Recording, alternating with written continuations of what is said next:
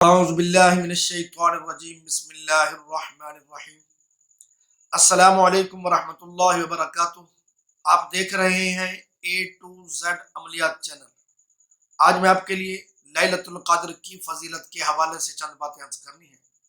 لیلۃ القدر سے مراد شب قدر ہے جو اللہ تعالیٰ نے رمضان شریف کے آخری عشرے راتوں میں رکھی۔ اس رات کے حوالے سے چند باتیں عرض کرنی ہیں۔ آپ نے بڑے بڑے بیانات سنے ہوں گے، بس چند منٹ میں آپ کو اس کی فضیلت سے متعلق آگاہ کرنا ہے۔ تو سامعین محترم، رمضان شریف کے آخری عشرے میں اللہ تعالیٰ نے قرآن شریف کا نزول فرمایا۔ وہ کسی ایک رات ہو سکتا ہے، طاق راتوں میں سے، وہ 21، 23، 25، 27 یا 29، ان راتوں میں سے کوئی ایک رات ہو سکتی ہے جس کو لیلۃ القدر یا شب قدر کا مرتبہ یا مقام مل سکتا ہے یا ملا ہوا ہے۔ اور یاد رکھیں، یہ رات لازمی نہیں ہے کہ 27 ہو یا 25 ہو یا 21 ہو یا 23 ہو یا 29 ہو، یہ چلتی رہتی ہے۔ کبھی 27 میں آ جاتی ہے، کبھی 29 میں ہوتی ہے، کبھی 23 میں ہوتی ہے، کبھی 25 میں ہوتی ہے، کبھی 21 میں ہوتی ہے۔ اس کی گردش رہتی ہے۔ تو جو بندہ ان طاق راتوں میں عبادت کرتا ہے وہ اللہ تعالیٰ کے قرب خاص کے ذریعے، خاص فضل کے ذریعے، مہربانی کے ذریعے بہت بڑا مقام، بہت بڑی فضیلت، بہت بڑا ثواب حاصل کر لیتا ہے۔ اللہ تعالیٰ نے خود قرآن شریف کے اندر اس رات کی فضیلت کے متعلق فرمایا ہے، لیلۃ القدر خیر من الف شہر۔ جو ایک رات کی عبادت کرتا ہے جاگ کر،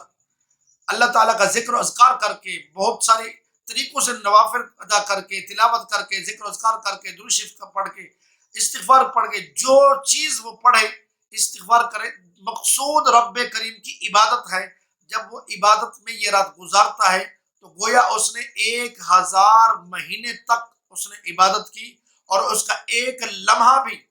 غافل نہیں رہا۔ یہ ہے لیلۃ القدر کی فضیلت۔ دوسرا، اس کے اندر آپ کو میں پہلے بتا چکا ہوں کہ قرآن شریف کا نزول ہوا ہے۔ تو جس رات قرآن شریف کا نزول ہوا یا کیا مقام اور مرتبہ ہوگا، یہ آپ خود اندازہ فرما سکتے ہیں، کیونکہ یہ رات حضور صلی اللہ علیہ وسلم کو اللہ نے تحفے میں عطا فرمائی۔ دینے والا رب کریم ہے، لینے والا حضور نبی کریم ہے۔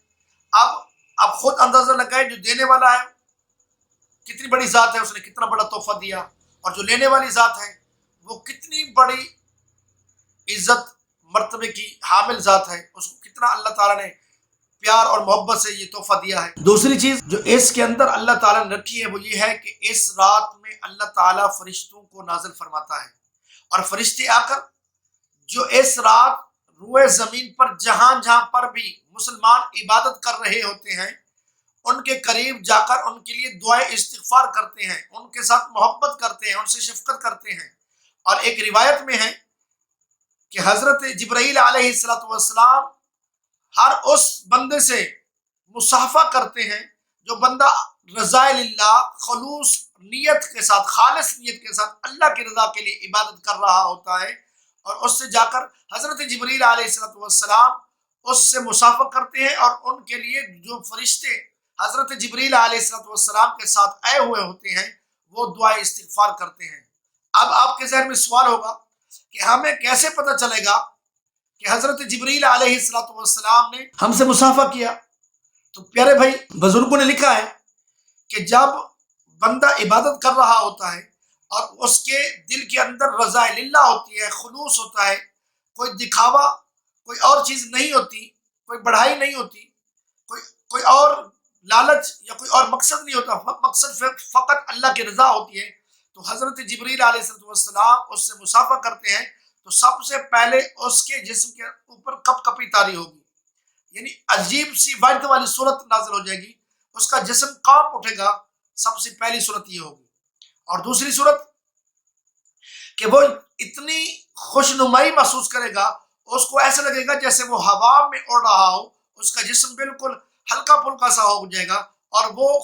بہترین نظارہ دیکھے گا، یعنی اس کا ذہن اور اس کا جسم عجیب خوشی والی کیفیت محسوس کرے گا۔ جب یہ صورت ہوگی تو گویا وہ یہ سمجھے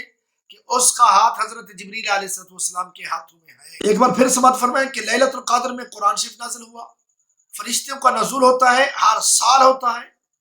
اور صرف حضرت جبریل علیہ السلام نہیں ہوتے بلکہ پوری جماعت ہوتی ہے،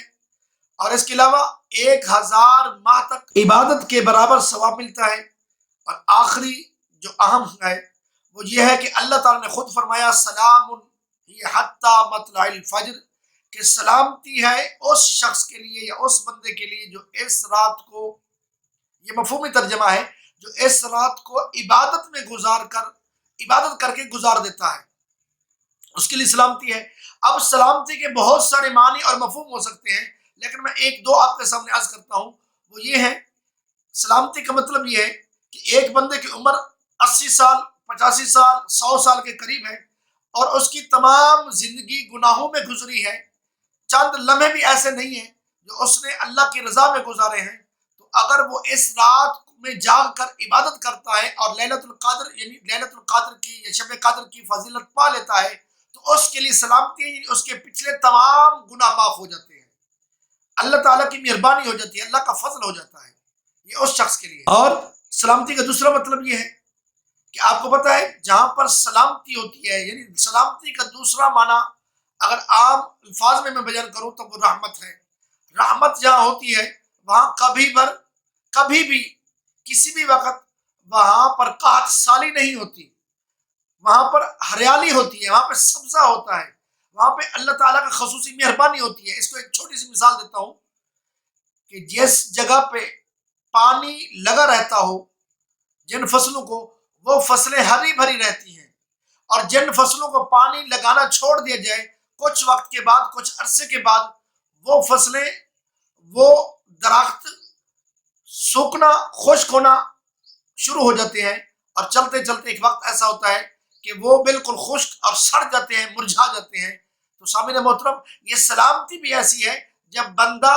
اس سلامتی کو حاصل کرتا رہتا ہے تو وہ ایمان کی تر و تازگی میں رہتا ہے، ایمان کی حلاوت میں رہتا ہے۔ جب وہ اس سے دور ہوتا جاتا ہے، اسی طرح وہ جیسے فصلیں خشک ہوتی رہتی ہیں، اسی طرح اس کے لیے جو روحانی کیفیت ہے وہ بھی خشک ہونا شروع ہو جاتی ہے، مرجھانا شروع ہو جاتی ہے، ایک وقت تک مر جاتی ہے، زمین جیسے مردہ ہو جاتا ہے ویسے یہ بھی مردہ ہو جاتی ہے۔ امید کرتا ہوں کہ آج کی میری یہ ویڈیو مختصر آپ کو سمجھ آئی ہوگی۔ اگر سمجھ آئی ہے پلیز اس کو آگے شیئر کر دیں، تاکہ لیلت القدر کی راتوں سے جو لوگ غافل رہتے ہیں یا شب قدر کی راتوں سے پر وہ توجہ نہیں کرتے، تو اگر یہ ویڈیو ان تک پہنچے گی، پیارے بھائی، اگر وہ ثواب جتنا کمائے گا، جتنا وہ عبادت کرے گا، جتنا ثواب اس کو اللہ کریم عطا فرمائے گا، اتنا ہمیں بھی عطا فرمائے گا۔ تو یہ خالصتاً اللہ کی رضا کے لیے اس کو شیئر کریں، کوئی مقصد، کوئی لالچ نہیں ہے۔ اور کسی میرے بھائی، دوست، احباب، کسی میری بہن نے اگر کوئی وظیفہ، کوئی عمل، کوئی دعا پوچھنی ہے تو کمنٹس کر کے پوچھ سکتے ہیں۔ کوئی لیلۃ القدر یعنی شب قدر کے حوالے سے کوئی فضیلت والی نوافل پوچھنا چاہتا ہے، کوئی طریقہ پوچھنا چاہتا ہے کس طریقے سے ہم نفل ادا کریں، تو وہ بھی پوچھ سکتے ہیں، واٹس ایپ پر بھی پوچھ سکتے ہیں جو آپ کو نمبر نظر آ رہا ہے۔ اسی طرح اگر کوئی یہ پوچھنا چاہتا ہے کہ کوئی خاص عبادت، کوئی خاص طریقہ ہے، تو وہ بھی اس کو بتایا جائے گا، تو وہ کمنٹس کر سکتے ہیں اور وائس میسج بھی کر سکتے ہیں۔ اللہ تعالیٰ ہم سب کا حامی ناصر ہو۔ السلام علیکم ورحمۃ اللہ۔